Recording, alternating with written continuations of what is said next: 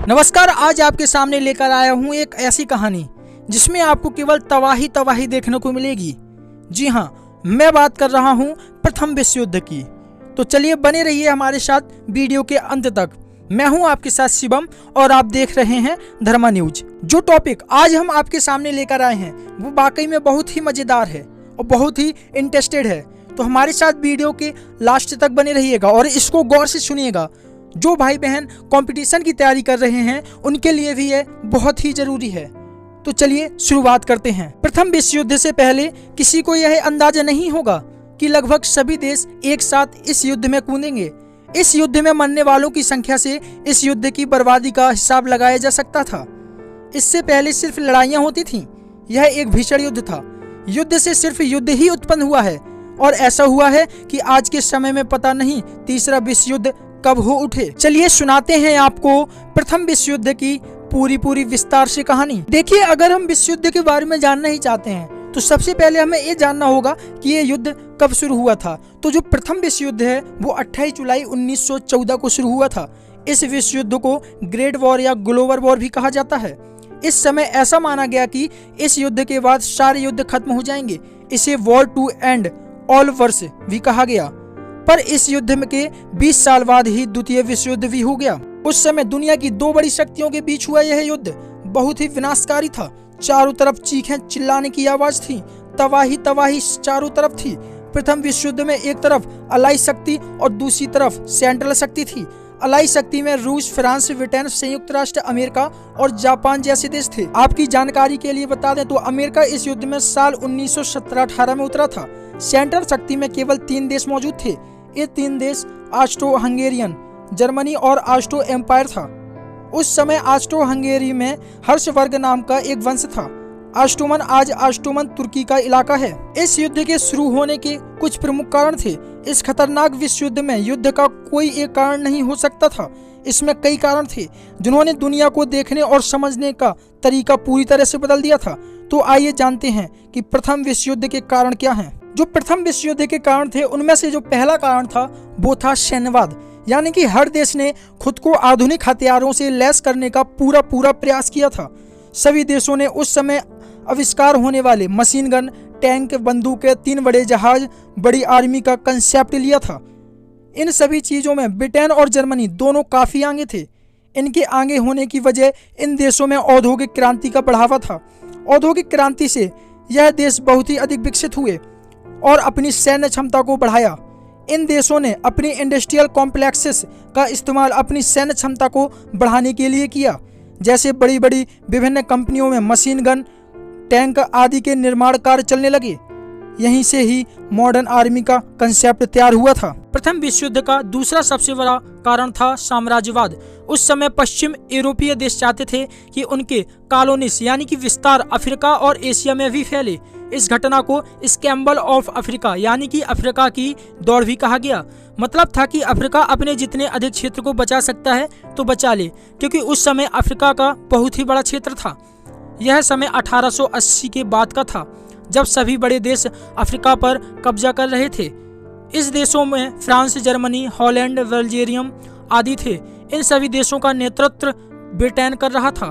Britain का उस समय काफी देशों पर कब्जा था और वह काफी सफल देश था। पूरी दुनिया के 25% हिस्से पर ब्रिटेन शासन कर रहा था। इस समय 25% क्षेत्र की वजह से इसके पास बहुत अधिक संसाधन आए हुए थे। इसकी वजह से इनकी सैन्य क्षमता में भी बहुत ही वृद्धि हुई थी। फिर प्रथम विश्व युद्ध का जो तीसरा सबसे बड़ा कारण था वो था राष्ट्रवाद, यानी कि 19वीं शताब्दी में देशभक्ति की भावना ने पूरे यूरोप को अपने पाले में ले लिया था। जर्मनी, इटली, अन्य बोल्टनिक देश आदि जगह पर राष्ट्रवाद पूरी तरह से फैल चुका था। इसी वजह से यह युद्ध ग्लोरी ऑफ वॉर कहलाया, यानी कि इन देशों को लगने लगा था कि कोई भी देश लड़ाई लड़के और जीत के ही महान बन सकता है। इस तरह से देश की महानता को उसके क्षेत्रफल से जोड़कर देखा जाने लगा। अब प्रथम विश्व युद्ध का जो सबसे महत्वपूर्ण कारण था वो यह था कि उस समय आर्कड्यूक फ्रांज फर्डिनांड ऑस्ट्रेलिया के राजकुमार थे। इन पर जून 1914 को गालविलो प्रिंसेप नाम के आदमी ने हमला करके इन्हें मार दिया था। इस हत्या के बाद साइबेरिया को धमकियां मिलनी शुरू हो गईं। ऑस्ट्रेलिया को ऐसा लगता था कि साइबेरिया, जो कि बोर्निया को आज़ादी दिलाने में मदद कर रहा था, इस हत्या में शामिल है। ऑस्ट्रेलिया ने इस हत्या के बाद साइबेरिया को अल्टीमेट दिया कि वो जल्द से जल्द आत्मसमर्पण कर दे और साइबेरिया ऑस्ट्रेलिया के अधीन हो जाए। इस मसले पर साइबेरिया ने रूस से मदद मांगी और रूस को बाल्टिक्स में हस्तक्षेप करने का एक और मौका मिल गया। ऐसा होते देख धीरे धीरे यह दो देशों की लड़ाई न होकर पूरे विश्व युद्ध में बदल गया। वहीं दूसरी ओर बाल्कन क्षेत्र में भी अस्थिरता थी। उसे यूरोप का पाउडर केक कहा जाता है। पाउडर केक का मतलब होता है बारूद से भरा कंटेनर जिसमें कभी भी आग लग सकती है। अब प्रथम विश्व युद्ध के कई चरण हुए, जिनमें से पहला चरण है यूरोप, अफ्रीका और एशिया में कई मोर्चों पर संघर्ष शुरू हुआ। पश्चिम मोर्चों में जर्मनी ने ब्रिटेन, फ्रांस और वर्ष 1917 में अमेरिकियों ने संघर्ष किया। पूर्वी मोर्चों में रूसियों ने जर्मनी और ऑस्ट्रो हंगेरियन सेनाओं के खिलाफ युद्ध लड़ा। अब इसमें से दूसरा चरण है। वर्ष 1914 में थोड़े के लिए जर्मनी को युद्ध में बढ़त हासिल हुई। उसके बाद पश्चिमी मोर्चा स्थिर हो गया और एक लंबा समय तथा क्रूर युद्ध शुरू हो गया। इस बीच पूर्वी मोर्चे पर जर्मनी की स्थिति मजबूत हो गई, लेकिन निर्णायक रूप से ऐसा नहीं हुआ। अब तीसरे चरण में वर्ष 1917 में दो घटनाएं घटित हुईं, जिन्होंने संपूर्ण युद्ध का रुख ही बदल कर रख दिया। अमेरिका मित्र राष्ट्रों के बेड़े में शामिल हो गया। वहीं दूसरी ओर रूसी क्रांति के बाद रूस युद्ध से बाहर हो गया और उसने एक अलग शांति समझौते पर हस्ताक्षर किए। अब हम बात करते हैं कि प्रथम विश्व युद्ध में भारत का क्या किरदार रहा होगा। तो चलिए जानते हैं। इस युद्ध में लगभग 13 लाख भारतीय ब्रिटिश आर्मी की तरफ से लड़ रहे थे। यह भारतीय सैनिक फ्रांस, इराक, इजिप्ट आदि जगहों पर लड़े, जिनमें से लगभग 50,000 सैनिकों को शहादत मिली। तीसरे एंग्लो अफगान वॉर और प्रथम विश्व युद्ध में शहीद सैनिकों की याद में इंडिया गेट का निर्माण किया गया। एक भारतीय पैदल सैनिक का मासिक वेतन लगभग उस समय 11 रुपए था। युद्ध में भाग लेने से यह आय बढ़ा दी गई थी, तो इससे प्रथम विश्व युद्ध में भारत का अहम रोल था। जहां युद्ध हो रहा होता है तो वहां की जनताओं में एक सवाल उमड़ता है, अंदर उनकी आता है कि आखिर युद्ध के बाद क्या होगा और कैसा मंजर होगा। जब युद्ध समाप्त होगा तो हम जिंदा रहेंगे या नहीं, यहाँ की धरती कैसी होगी, यहाँ की जलवायु कैसी होगी, यहाँ खाने को क्या मिलेगा, ये सवाल बहुत ही आता है। तो देखिए, जहाँ भी युद्ध होता है वहाँ कुछ भी ना तो खाने के लिए बचता है, ना ही रहने के लिए बचता है और ना ही वहाँ की जनता बचती है। कह सकते हैं कि इतनी तबाही हो जाती है कि जिसे आप सोच भी नहीं सकते, जिसकी आपने कल्पना भी नहीं की होगी। ठीक वैसे ही प्रथम विश्व युद्ध में हुआ।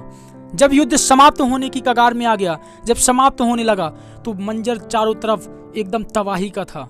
चारों तरफ चीखें सुनाई दे रही थीं और कई देश तबाह हो चुके थे, कई घर उजड़ चुके थे, कई सैनिक मर चुके थे। अब युद्ध तो भयानक होते ही हैं, ठीक वैसे ही प्रथम विश्व युद्ध में युद्ध की समाप्ति और परिणाम बहुत ही भयानक रहे।